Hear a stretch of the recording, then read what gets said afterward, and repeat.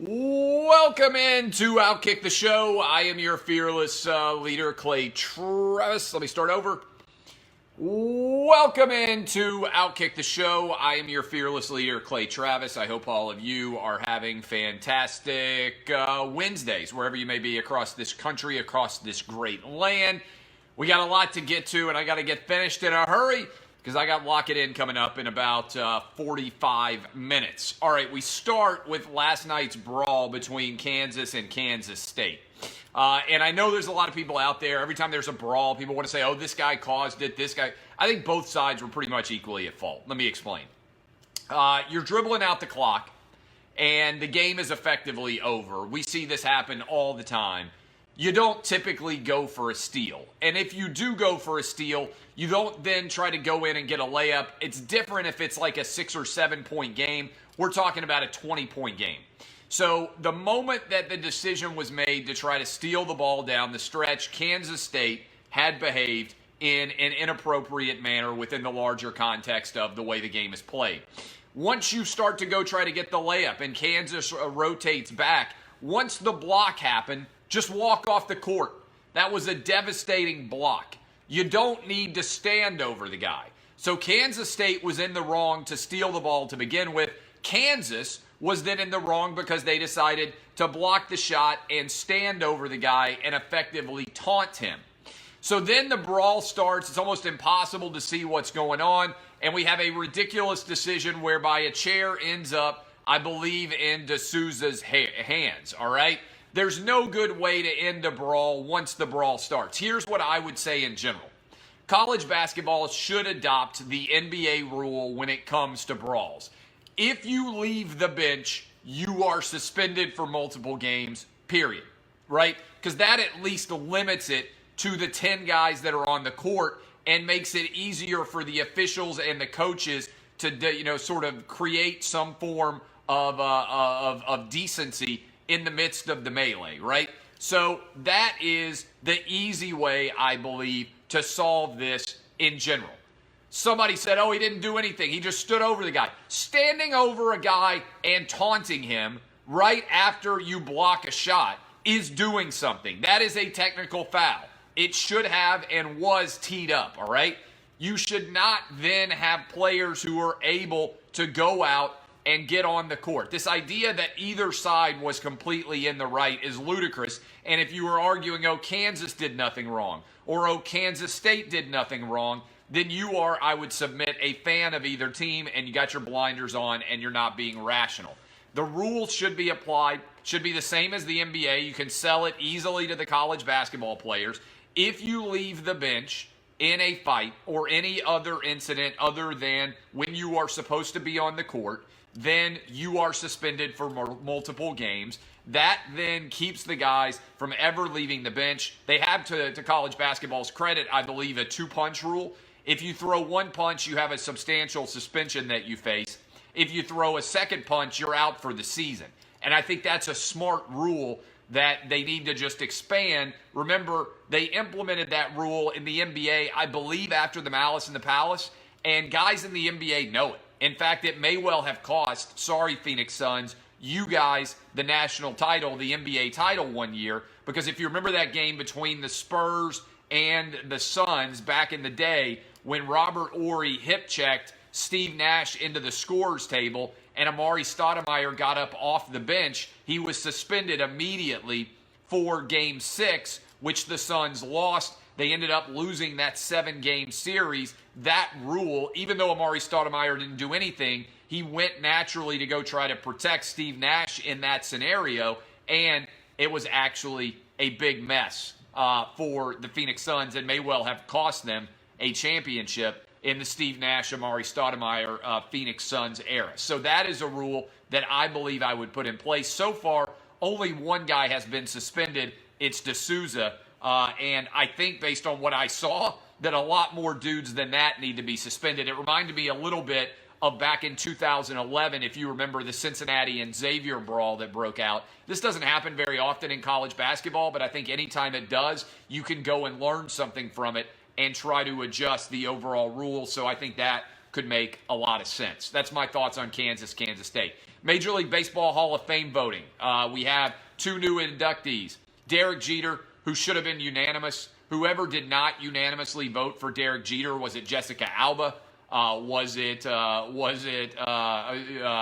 girl? Mina, the Lila Garrity. What's Lila Garrity's name? Gorgeous girl, Lila Garrity. I can't even remember what her real name is. Maybe it was one of those girls that had a Hall of Fame vote suddenly. Whoever it was, Minka Kelly. If it was Minka Kelly, maybe one of them had the ability to vote in this thing, and the ones who did not give the Derek Jeter unanimous appeal, that's ludicrous. Whoever didn't vote for Derek Jeter should lose his right to vote in the Hall of Fame All-Stardom going forward. Also, Larry Walker gets in. Curt Schilling's still not in. Curt Schilling is still not in, and it's 100% because of his politics. Now, he's up to 70%. He may well get in next year, in what I believe would be year 9 for him. But this is crazy. You should not be voting in any way for an all-star game, for a Hall of Fame, based on the politics, or the all-star game for that matter, of the people that you're voting in. If Curt Schilling was a hardcore liberal, he would already be in the Major League Baseball All-Star game. Instead, he's a hardcore conservative. You may not agree with him, but his on-the-field results suggest that he should be there. I also believe that Barry Bonds and Roger Clemens should also be in. And maybe they just need to have a steroids wing in Cooperstown of the Hall of Fame. But the reason why I feel that Bonds and Clemens should get in is they would have been Hall of Famers if the steroids era had never begun. And we can't sit around and say, oh, A-Rod's not a Hall of Famer because he got caught cheating. Or Barry Bonds isn't, or Curt Schilling isn't. You need to put the overall context of the steroids era out there. And we can't end up in a universe where the only person who played baseball for 20 years and ended up in the Hall of Fame was Ken Griffey Jr. Okay? Now, I think you can make arguments otherwise, potentially about Sammy Sosa, Mark McGwire, guys who might not have been Hall of Famers, but for the fact that they put steroids into their bodies in a big way. And remember, even those guys who were putting steroids into their body were doing it partly to compete against pitchers who were putting steroids into their body. So it's not as if there was some sort of freedom in this game. Everybody was cheating. To me, the way to solve it is to partly look at guys like Bonds and Clemens and say these guys would have been in the Hall of Fame otherwise. I also am a believer that many of the top athletes in the world right now are using substances to prolong their streak of dominance that would otherwise not be permissible if they were caught with it, right? I don't think it makes sense that for most of history, athletes have a precipitous decline at the age of 31 or 32. And we got LeBron, we got Tom Brady, we got Roger Federer, all these athletes who are in their upper 30s, long after most people begin a precipitous decline, they're continuing to perform at excellent level. And we're making the same arguments that we made back during the baseball steroids era, where they have better training mechanisms, they're better able to put their bodies in best possible conditioning and all these things. I think that the top athletes in the world are far in advance of where drug testing is. And I think that's what's going on and why they're able to prolong their streaks of dominance. And by the way, I don't particularly care. You know, I don't really care in the grand scheme of things. I'd rather a top athlete remain a top athlete for a long time than suddenly get crappy when they turn 32 or 33 years old, like used to happen back in the day. I want to put this clip up, and so I'm going to ask my guy who clips this show to make sure that you guys see it. Marcus Mariota is a genuinely nice human being. He did not have a career that he hoped was as successful as it was going to be with the Tennessee Titans. But the clip of him talking to Ryan Tannehill right after Tannehill loses and realizes that they're going to lose the AFC Championship game on the road against Kansas City. What a genuinely great dude. I'm going to be rooting for him wherever he ends up in the NFL. And who knows, he may have a Ryan Tannehill-like resurgence of his own where he gets on the right team in the right system and has a tremendous amount of success. I still believe Marcus Mariota is very talented at the quarterback position. And I think if he ends up in the right place, he could have a great deal of success. But regardless, the most important thing, and one of the things that's the most important that any of us can control, is what kind of human being we are. And Marcus Mariota seems like he is a completely great human being. I watched the Aaron Hernandez documentary last night on Netflix. Thought it was fantastic. We're going to bring in Dan Wetzel for the Wins and Losses podcast. He is an executive producer on that podcast, on that show. Lasted about 3 hours. That's going to be up tomorrow. We're recording it tomorrow morning.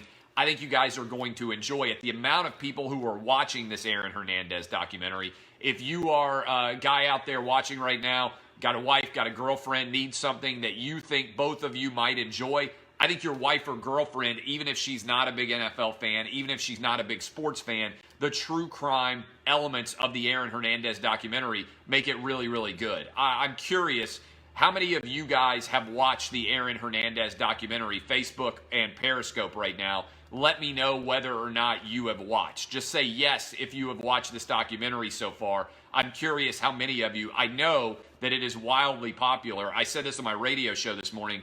I was out in LA in the gym on the elliptical, and women on both sides of me, one on a treadmill, one on an elliptical, were both watching it simultaneously. Look at all the yeses that are rolling in here right now from how many of you have already watched it. It's only been up for like a week. If you liked that documentary, you're really going to enjoy the conversation that Dan Wetzel and I will have tomorrow. I am blown away by how popular this thing has been. I believe they put it up on the front page of Netflix, and the number of subscribers who have seen it and immediately watched it is pretty wild.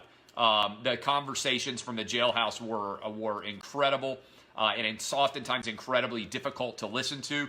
I thought the toughest scene to watch was the Aaron Hernandez day at the elementary school when he was in the Super Bowl, and how he cheered for the kids, and his mom was there, and you saw what his relationship was like with his mom, but the juxtaposition between Aaron Hernandez and those jailhouse calls with his mom and that elementary school interaction just goes to show you how often we sometimes are buying a completely artificial version of reality with what was going on with Aaron Hernandez. It's a very compelling watch. Dan Wetzel did a good job. They had great footage from the trials. I would encourage you guys to go check it out. There were a lot of details there that I had forgotten, and it was only a few years in the past. Finally, I got a couple more things. Antonio Brown. Recently, one of the offshores put out, would Antonio Brown be arrested with 7-1 odds? He was almost arrested yesterday in Hollywood, Florida. I feel bad for Antonio Brown. I wonder if we might have a Delonte West-like future coming for Antonio Brown, because I think he has some substantial mental illness.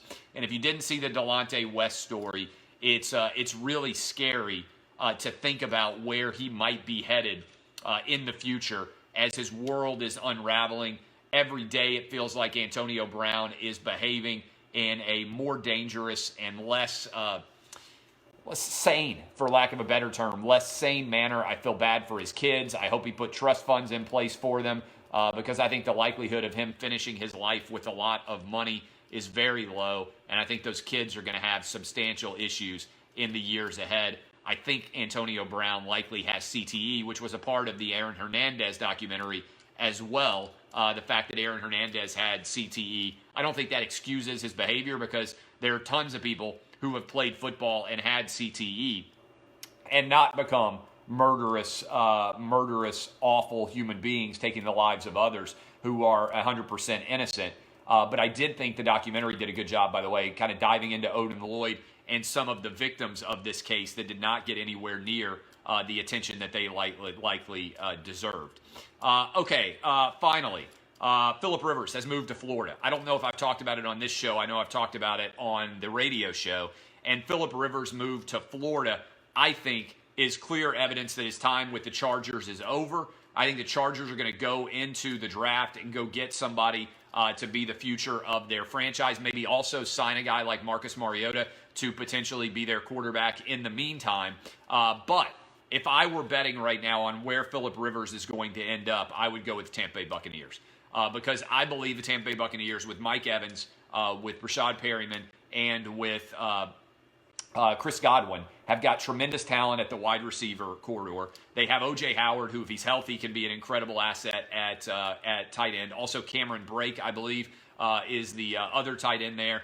They need help on the offensive line, still some, but I like what could happen with Bruce Arians and Phillip Rivers. Remember, Bruce Arians did this before when he brought in Carson Palmer to Arizona, an aging quarterback, and had tremendous success with a veteran in his offense. I think he sees Phillip Rivers as being capable of doing the same thing for the next couple of years for him with Tampa Bay. I believe the most likely destination for Phillip Rivers right now is the Tampa Bay Buccaneers, but I'm curious to see what is going to happen in NFL free agency. All right, I love all of you. My name is Clay Travis. This has been Outkick the Show. DBAP unless you need to SBAP. I'll be live on Lock It in about 30 minutes. And from there, we will be live tomorrow on Outkick the Coverage with the brand new Dan Wetzel podcast talking about the Aaron Hernandez documentary. If you, your wife, your girlfriend, whoever have watched that, I think you'll enjoy that conversation. And obviously, we'll have Outkick the Coverage, the radio show tomorrow morning as well. Zion, by the way, is also playing tonight. Thanks for reminding me. Zion is making his debut tonight for the New Orleans Hornets. I'm on the over for him, 13 points. The NBA desperately needs for Zion to be a big star. I don't think it's going to happen for him this year, and I'm also nervous about his future given how much of an issue he's already had with his knees going forward. It's going to be intriguing to see what exactly happens with him, but I tend to believe that the hype is going to overwhelm the reality. My name is Clay Travis. This has been Outkick the Show. Kisses, DBAP, unless you need to SBAP. Let me block a guy as we go out. Boom. Bye, bro. NBA sucks from a ratings perspective. Absolute destruction. Sorry. It's the truth. See y'all. Love you. Thank you, Facebook.